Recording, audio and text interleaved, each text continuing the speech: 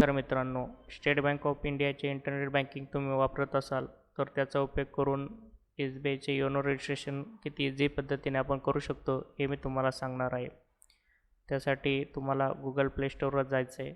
सर्चमध्ये YONO SBI type करायचं आहे. YONO SBI type केल्यानंतर स्टेट बँक ऑफ इंडियाचे ऑफिशियल ॲप तुम्हाला दिसेल. इन्स्टॉलवर क्लिक करायचं आहे.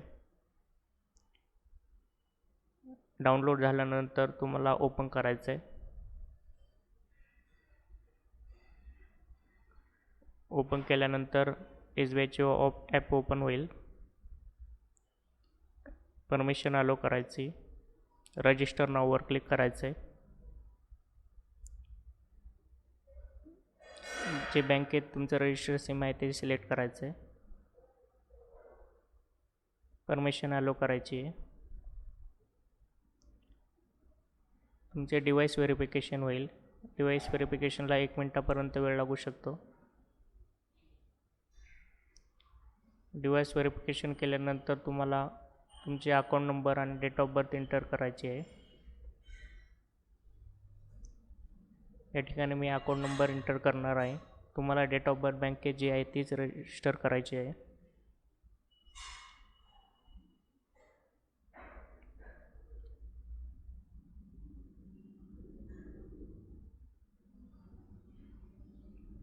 नेक्स्टवर क्लिक करायचं आहे.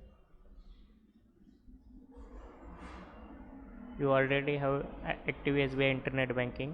प्रोसीडवर क्लिक करायचं आहे. या ठिकाणी तुम्हाला SBI INBचे युजरनेम पासवर्ड एंटर करायचा आहे. रेफरल कोड ऑप्शनल आहे, तो एंटर नाही केला तरी चालतो.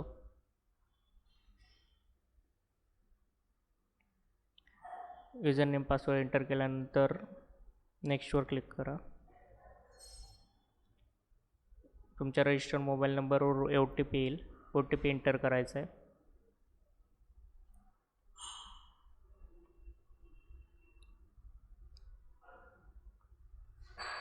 नेक्स्टवर क्लिक करायचं आहे. नेक्स्ट. या ठिकाणी तुम्हाला MPIN करायचा आहे. MPIN सेट करताना तुम्ही युनिक MPIN सेट करायचा आहे.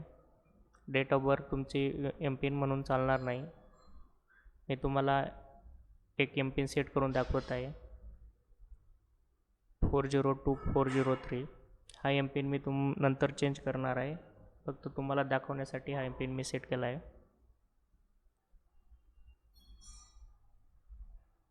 नेक्स्टवर क्लिक करा. कॉंग्रॅच्युलेशन मेसेज येईल. अशा रीतीनं खूप इझी पद्धतीने आपण योनो रजिस्ट्रेशन केलं आहे. रजिस्ट्रेशन केलं आहे. अकाउंटवर क्लिक केल्यानंतर तुम्हाला बॅलन्स डिस्प्ले होईल. बॅलन्सवर क्लिक केल्यावर तिथं तुम्हाला ट्रान्झॅक्शनमध्ये तुमचे ट्रान्झॅक्शन हिस्ट्री दिसेल. अशा रीतीने खूप इझी पद्धतीने योनो रजिस्ट्रेशन आपण केले आहे. बँकेचे 99% कामं आपण घरी बसल्या योनोवर करू शकतो. यात तुम्हाला डेबिट कार्ड देखील चेक करू शकता. जर यात तुम्हाला रजिस्ट्रेशनमध्ये काही प्रॉब्लेम आला तर कमेंटमध्ये अवश्य कळवा आणि चॅनलला लाईक सबस्क्राईब करायला विसरू नका. धन्यवाद.